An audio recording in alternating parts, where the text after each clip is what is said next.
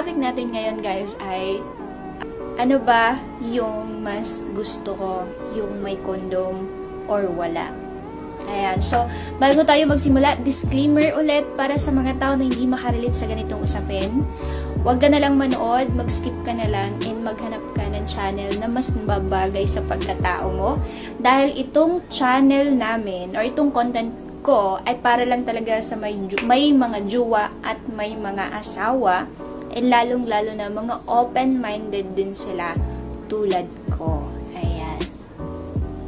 So guys, para sa akin, kung papipiliin ako, ano yung gusto ko, yung may condom yung partner ko o wala. So, para sa akin, wala. Bakit? Kasi, parang sagabal siya. Kasi, di ba pag may condom, hindi mo masyadong mararamdaman yung sarap. Yung parang may harang siya na, hindi mo siya mafe-feel eh. Yung asok na, although alam mo na medyo may kirot, may kiliti, may sarap, pero, bitin eh. Yung bitin talaga siya. Nakakabitin talaga. So, mas maganda yung walang condom. Bakit? Kasi ramdam mo eh. Ramdam mo yung pagpasok niya sa loob. Tapos yung init.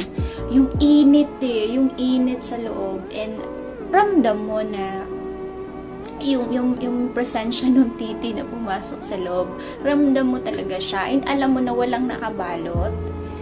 So, mararamdaman mo siya kung papasok na siya, kung nasa gitna na siya, sinagad na ba niya, binayo ka na ba, alam mo yun, ramdam mo yun eh, yung alam mo na walang nakabalot, and pure talaga siya, yung balat mo at yung balat niya ay parang nag-connect sila, so yun, masarap lang siya sa feeling, and nakakadala siya ng libog. Nakakalibog din siya kasi nakakagana nga po kasi nga pure siya, wala siyang balot, hindi siya nababalot. Hindi siya nababalot kasi yung may condom, parang hindi mo masyadong, although masarap din naman, pero alam mo yung feeling na hindi ka kontento. Yung sasabihin mo na sana wala na lang para mas maramdaman ko yung kiliti, yung sarap, and yung mas nakakalibog talaga. So, ayun. Pero para naman dun sa mga tao na hindi pa handang magkaroon ng responsibility, so, mas maganda kung gamitan talaga ninyo para safety. Pangalawa, lalo na kapag hindi nyo kilala yung tao or yung babae, kailangan mag-ingat.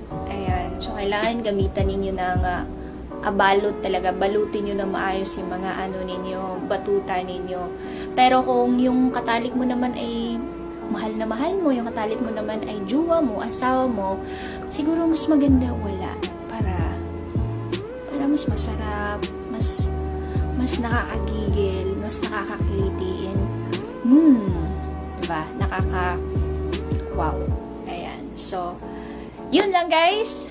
Para sa akin, wala para masarap. So, yun. Yun lang. So, yung wala na ako ibang explanation pa, yun na yun. Ayaw ko nang may balot. Gusto ko pure. So,